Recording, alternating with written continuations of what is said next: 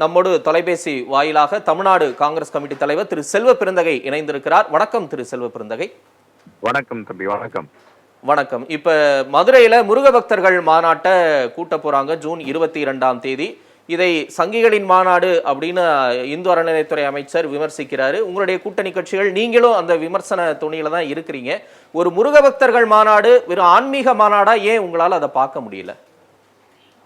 இல்ல முருக பக்தர்கள் மாநாடு யார் நடத்துறாங்கன்னு இருக்குல்ல. இப்ப முருகர் என்றால் அன்பு, முருகர் என்றால் நேர்மை, முருகர் என்றால் வீரம், முருகர் என்றால் எல்லோரையும் அரவணைத்து செல்வது. அதுக்காக தான் திருப்பரங்குன்றத்துல கீழே முருகர் இருக்காரு, மேல ஸ்கந்தர் இருக்காரு. ஆனா அது கூடாதுன்றாங்கல்ல. இவங்க எப்படி முருகர் மாநாடு நடத்த முடியும்? அதான கேள்வி. முருகர் எப்பவுமே பிரிவினையை விரும்பல. பிரிவினையை விரும்புபவர்கள், மதசாயம் பூசுபவர்கள் இந்த மாநாடு எப்படி நடத்துவாங்க? அப்படி இந்த மாநாடு நடத்தினா அது உண்மையிலேயே முருகர் மாநாடா இருக்குமா? உண்மையான முருகர் மாநாடுன்னா மாண்புமிகு அறநிலையத்துறை அமைச்சர் சேகர் பாபு நடத்தினார் பாருங்க, மாண்பு முதலமைச்சருடைய வழிகாட்டுதல். அதுதான் முருகர் மாநாடு. இது முருகர் மாநாடு இல்ல. இது எல்லா மதத்தையும் பிரித்தாளும் கொள்கையோடு நடத்துகின்ற சங்கிகள் மாநாடுன்னு தான் என்னுடைய பார்வை. ஆகையால எதுக்காக வராரு நான் கேட்கிறேன் ஒரே ஒரு வார்த்தை. உண்மையிலேயே நீங்கள் இந்துக்கள், நானும் இந்து தான், செல்வ பிறந்தகை என்ற ஒரு நபரும் இந்து தான், அவர்களும் இந்துன்னு சொல்லிக்கிறாங்க. அப்படின்னா முருகர் மாநாட்டை குஜராத்தில் நடத்தலாமே, முருகர் மாநாட்டை உத்தரப்பிரதேசம் நடத்தலாமே, மத்திய பிரதேசம் நடத்தலாமே, ராஜஸ்தான் நடத்தலாமே. எல்லா மாநிலங்களிலும் பாஜக ஆளுகின்ற எல்லா இடத்துலயும் முருகர் மாநாடு நடத்த வேண்டியதானே? அது என்ன ஒரு மாநிலத்துக்கு ஏற்ற மாநாடு? இங்க ராமர்னா ராமரத்தை எல்லாம் வணங்குறாங்க. அவர் அயோத்தியில பிறந்தவர் யாரும் பார்க்கலையே.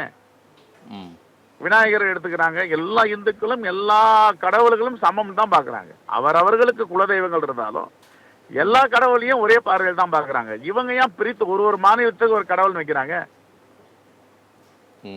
அந்த பார்வை தானே தவறு. அதுதானே பிரித்தாளும் கொள்கை. மாநில வாரியா பிரிச்சு பாக்குறீங்க, மத வாரியா பிரிக்கிறீங்க, மொழி வாரியா பிரிக்கிறீங்க, சாதி வாரியா பிரிக்கிறீங்க.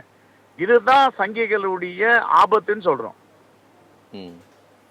இப்ப அவங்க என்ன சொல்றாங்க, நாங்க முருக பக்தர்கள் ஒருங்கிணைந்து ஒரு மாநாட்டை நடத்துறோம், ஒரு மிகப்பெரிய மாற்றத்தை 2026 கொண்டு வரும். இப்ப யோகி ஆதித்யநாத் வர்றாரு, பவன் கல்யாண் வர்றாங்க, ஒரு பெரிய அளவில் ஒரு திட்டமிடலோட மதுரையில இந்த மாநாட்டை முன்னெடுக்கிறாங்களே, இது ஒரு பெரிய தாக்கத்தை ஏற்படுத்தும் அப்படின்னு நீங்க நினைக்கிறீங்களா?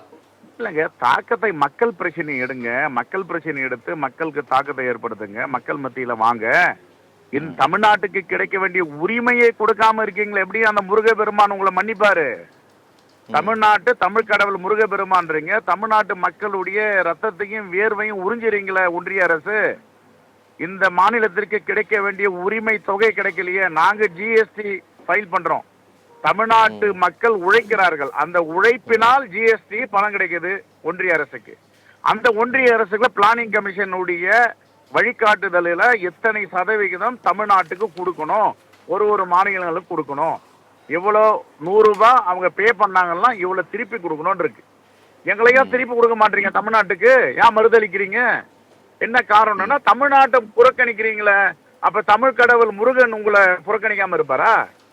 தமிழ்நாட்டு மக்கள் வேணா, தமிழ்நாட்டு மக்களுடைய வரி பணத்தை கொடுக்க மாட்டீங்க, அவங்க உழைப்பை திருப்பி கொடுக்க மாட்டீங்க.